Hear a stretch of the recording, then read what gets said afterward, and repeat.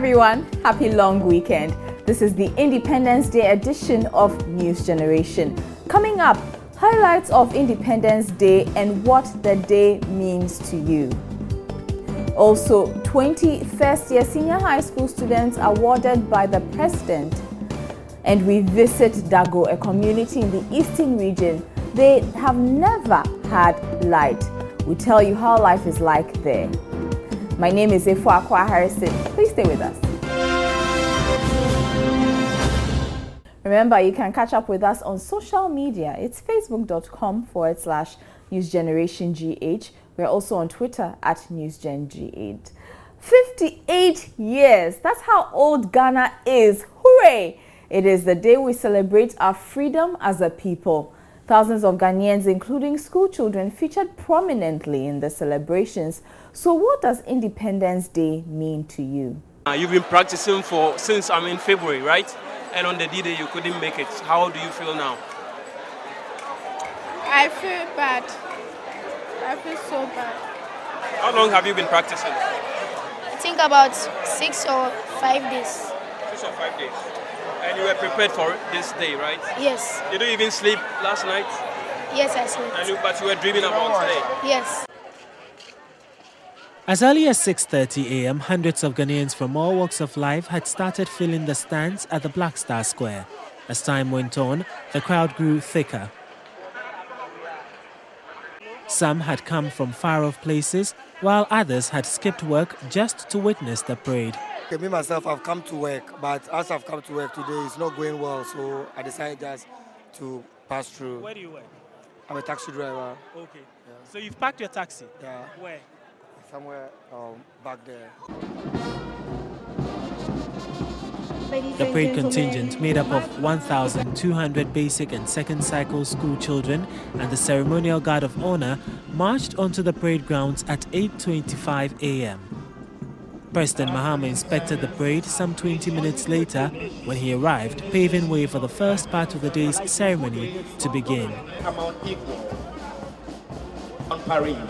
Approaching the day, we have Mr. D.A. Annan, Director, British Accra. The parade itself was colorful as it was historic. The Ghana Armed Forces Counter-Terrorism Team. We now have marching towards their days. An all-female. The new additions to the program, particularly the air assault drill by a combined team of Army and Air Force personnel, and a display by an all-female motor riders unit of the police MTTD, drew loud cheers from the public.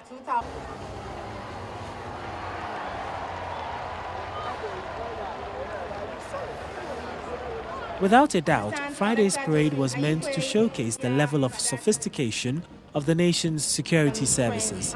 And if the crowd's reaction is anything to go by, they had a great deal of fun. Nia Krofis Matabe, Joy News, Black Star Square. You know, not every Ghanaian was aware that 6 March is Independence Day. Let's have a look. Well, what does today mean to you as a Ghanaian? We have marched. We have marched. You have marched? Yes. And then what's next? That means we are Ghanaians. When you march means you are Ghanaians? Yes. So you think Independence Day is all about marching? Today is Independence Day. What does it mean? What does independence mean? I forgot. You forgot it? But did you go and march? Yes. Why? I don't know. My sister said I should march. No, you just said you should go and march. That's why you went to march. And what day is today? Today is 6th of March, Independence Day. What does independence mean? It means that the day Ghana became a republic. Okay, so not all school children get the chance to celebrate the Independence Day at a parade.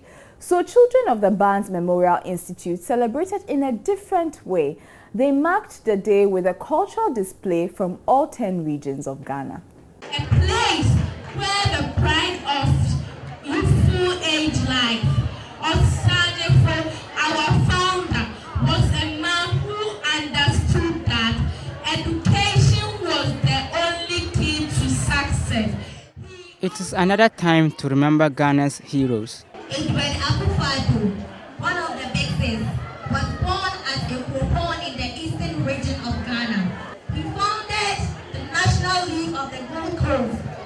educate people on their rights. He teamed up with grants, and others on the United Gold Coast Convention. These young people are celebrating 58 years of independence with a cultural display from all of the country's regions.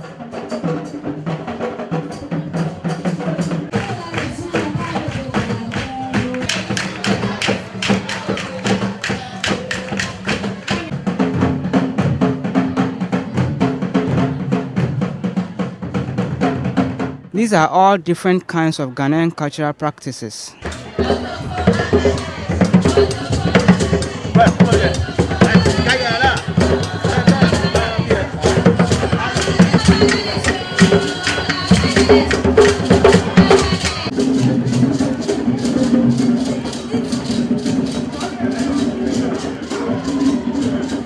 Some of the participants say remembering our culture is essential to preserving it. I feel happy when I do things like this, and people to appreciate and be proud of it. Help us to know more about the language and dresses of our regions and the history. It helps the people to know the history of their regions. Understanding the aspect of culture is very important. So the reason I did was to show the others who don't know about my region or what I performed, about the essence of it and how it came about. I'll make sure I always does what is of me so that when others see me, they will come to appreciate the beliefs and the way I behave. They should not think they are Ghanaian, so they should think the Ghanaian culture is the best. There is no other culture they can find anywhere. We advise them to copy the dresses and the language of their region, and to be proud of their region.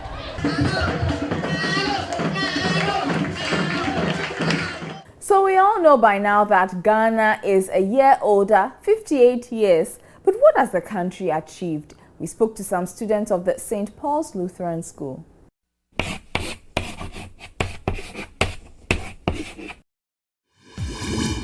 So Ghana is 58, and we would say hooray to that, but what are we really celebrating? And I think the big people have tried to respond to that. So I thought, okay, let's hear from children. Let's see from their own point of view what they think we're celebrating as a state at 58. So we're here at St. Paul's Lutheran School in Kanda to sit down with these beautiful young ladies and young men to hear from their point of view what they think we're celebrating at 58. But I want to hear from you, Herbert. What do you think we're celebrating at 58? I think we are celebrating the day that Ghana became free from colonial rule. Abina, what are we celebrating? I think we're celebrating the day that Ghana gained independence, that is free from colonial rule. And I've got to ask you, what do you think we're celebrating? Well, when the British were ruling us, they were ruling us very badly because they were buying us and selling us as slaves. So we are celebrating the fact that we are free, and we are free 58 years today. Okay, so big question. What can we boast of as a state at 58? Okay, well, I think in West Africa, Ghana is one of the top most peaceful countries, and we are very welcoming. Ghana is the leading exporter of cocoa, and that's what Ghana can boast of as a nation. Okay. And Abina? We are boasting that Ghana has been independent for a very long time, and we also have rich mineral sources. I've got another big issue. If just pretend for a little while that you guys are 58. So I want to ask you, at 58-year-old man, what would you be thinking about? What would be going through your mind, Herbert? How I'll survive without any income, how my children will be, I'm thinking about a lot of things, how I'll be able to live on my own without getting any source of income, what I'll be able to do if I can't survive. Okay, because obviously at 58 you'll be nearing retirement, so I can understand. Abina, what will be going through your mind at 58? Well, I've been thinking of whether my children will be in good hands, how secure my family will be, and what I will do if I have no income, how I'll be able to survive. Okay. All right, let's get your take. Okay, obviously, like you said, I'll be thinking of retirement and I'll be reflecting on my life. What have I done? Maybe have I impacted into someone else's life? What good have I done? Maybe to my nation or my community or something like this. And maybe if I pass away, will I be remembered as a good person or as a bad person? Okay. So let's all stop pretending, because we're not 58, obviously. But our nation is 58. Do you think that the questions that you're asking, the state is asking the same of itself? Herbert, do you think Ghana is asking all these questions on your behalf because you're a child of Ghana? I don't really think so. You don't think so? They were asking these questions.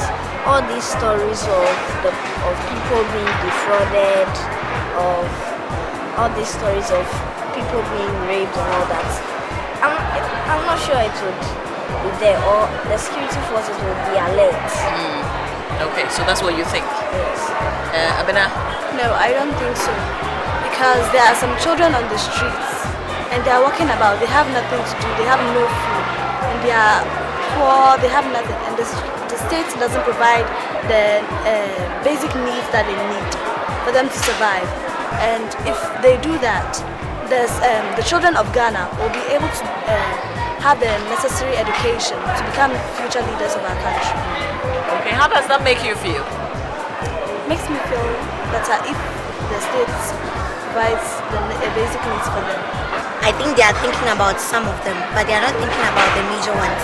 Because as Abna said, if the lights are out and we will not be able to study, and obviously we are the future leaders, so if we don't have knowledge about any issue or matters that concern us as Ghanaians, we will not be able to rule the nation properly. So I think that they are just thinking about the political part with campaigning and things, but they're not thinking of us, we the children, and what we'll do in the future. So what do you want to see? After this conversation and after we've turned 58, what do you want to see? Well, I want to see an improvement about the Dumso problem. And I also want to see more people on the streets, because now it's not just old women and men that are selling on the streets, but young girls and boys are also found on the streets, and some of them don't even go to school, maybe probably because they can't afford the bills. Yes, so I think it's a very bad thing. Okay, all right, so I want to say thank you to all of you. Really, thank you for agreeing to speak to me. This is Ampoma, okay, and that's Herbert, and that's Abina Konedu. I will never forget. Thank you. And they are all 12 years, really amazing. They speak a lot of sense. They make sense, and they are brilliant, if you ask me. But thanks to St. Paul's Lutheran School, Kanda, for welcoming us and allowing us to speak to the young children.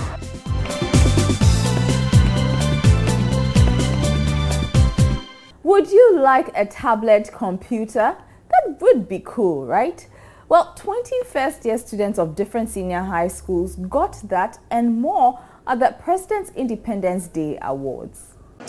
Odrotoko Frank from the Boise district of the Ashanti region, a former student of the St. Augustine School and presently a first-year student with the Prempeh College, Kumasi.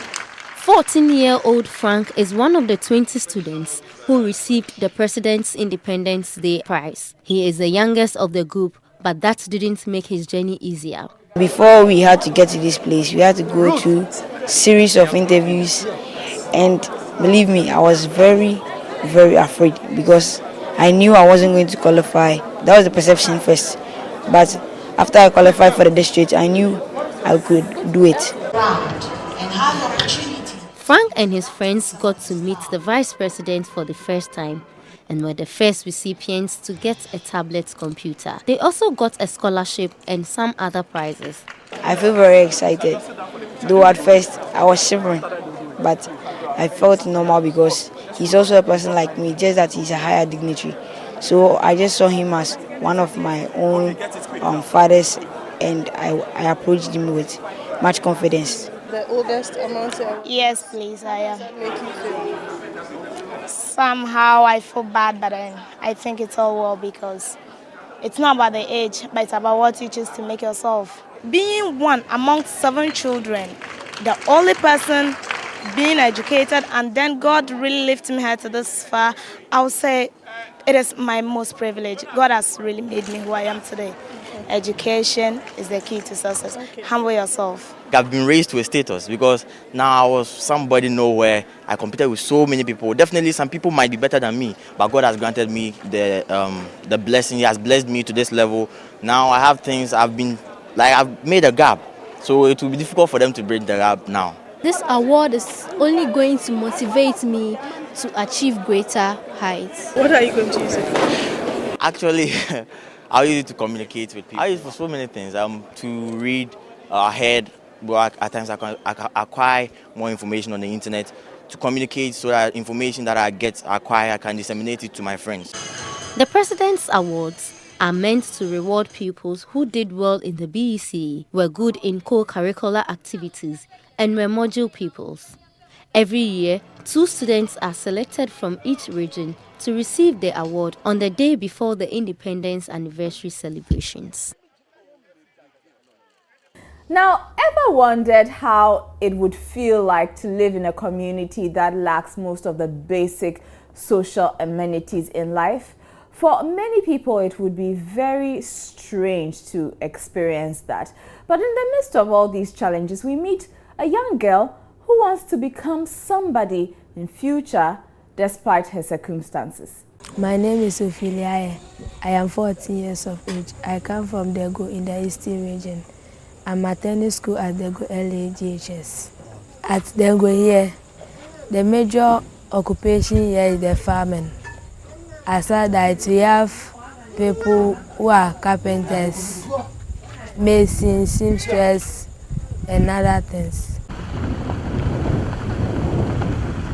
13 kilometers off the Insawam-Koforidua Road is the Dago community. One thing is very clear on a visit to this place, that is the struggle to survive.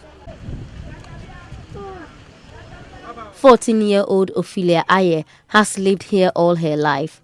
She is in JHS2 at the Dago LA Junior High School. School has closed for the day and Ophelia is going home.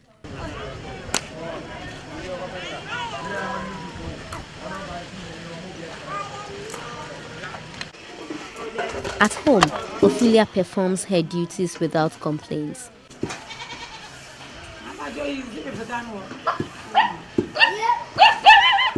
She helps to prepare food for her family.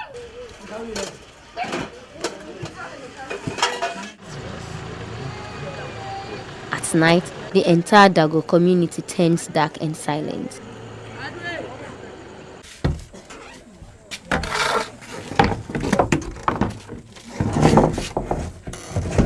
Ophelia has finished her household chores and it is time to go through what she was taught in school.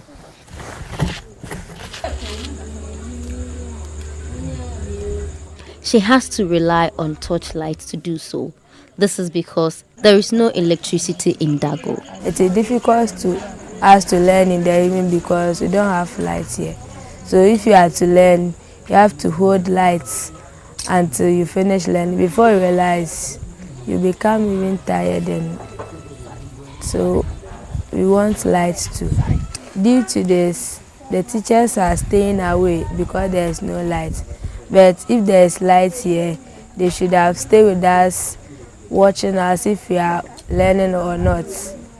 So I think when the light comes here, the teacher will come and stay here and watch us so that we learn hard.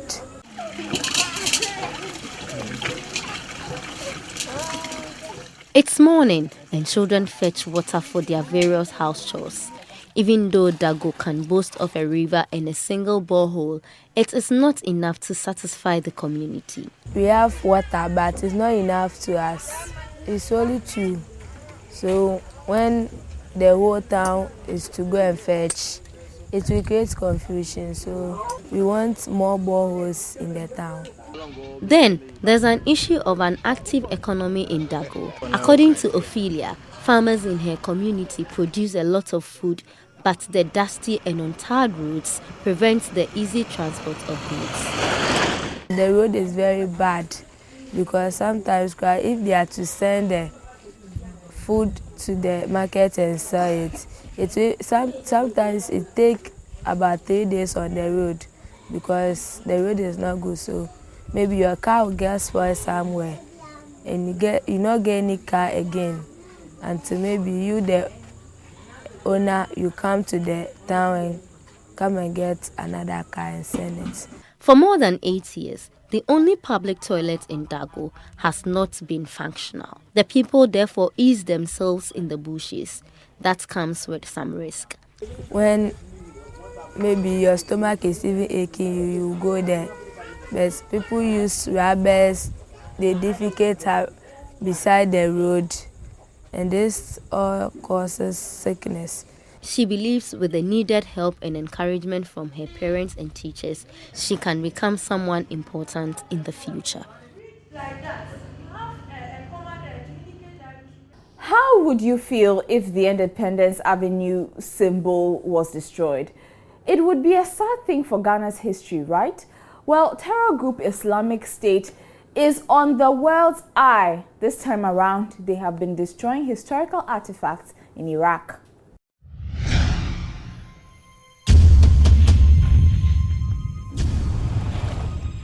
Islamist State militants have bulldozed historical city Nimrud in Iraq. On Thursday, the militant group demolished the site that can be traced back to 13th century BC. The city was a very important historical landmark for many Iraqis. But according to the militant group who want to create an Islamist state in Iraq, the shrines and statues of the ancient city is idolatry. Many archaeologists and officials in Iraq are very unhappy about the issue. They say the Iraqi history has been erased. Iraq director of the United Nations Cultural Agency, UNESCO, has called it a horrible attack on Iraq's heritage. The BBC has been reporting on the issue and is not sure whether the whole city has been destroyed. But witnesses said the members of the militant group took some of the valuable items and bulldozed the rest. The Iraqi Tourism Ministry is calling on the UN Security Council to discuss how to protect the cultural heritage of Iraq. At least a lot of the artifacts that were on the site were moved to museums in Baghdad and other countries overseas before the incident. This means the Iraqi people at least have some of their history intact. Let's take some other stories now in News Round.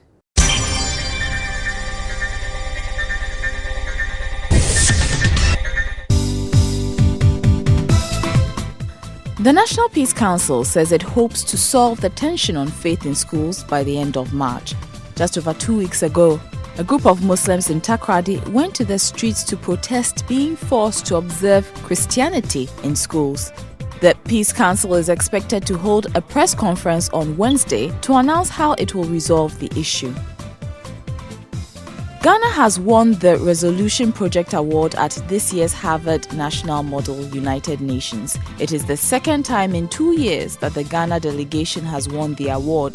They won funding of $1,000 on a concept that highlights the social need of orphans in Ghana. The project was led by Joyce Danso and supported by Mina Jiman, both students of the University of Ghana, Legon, and Alfred Godwin Ajabing from the University of Cape Coast. Liberia has released its last Ebola patient. According to the World Health Organization, Liberia has gone a week without any new cases of the virus. 58-year-old Beatrice Yadolo left a Chinese-run treatment center in the capital, Monrovia, after 2 weeks of treatment. nearly 10,000 people have died from Ebola. Suspected Boko Haram militants have killed at least 64 people in a village in Borno State, northeast Nigeria. According to witnesses, the gunmen who stormed Njaba targeted men and boys before setting the village on fire.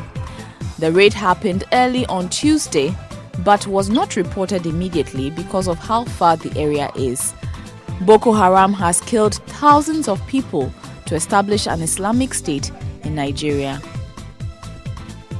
A toilet that uses human urine to generate electricity is being tested in Bristol, United Kingdom.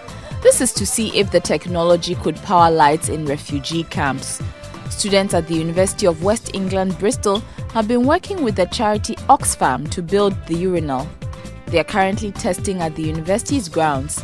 The technology, if successful, could be used to provide light for toilets in refugee camps where electricity is scarce. 17-year-old Olympic gold medalist Martha Bisa has reportedly rejected a sports scholarship to the United States. According to the Ghana Athletics Association, Bisa was supposed to leave Ghana earlier this year after the necessary processes had been completed. Joy News checks found that Bisa hasn't gotten back to the association after asking for time to think about the scholarship. It is not yet clear whether the 17-year-old will take advantage of the opportunity or not.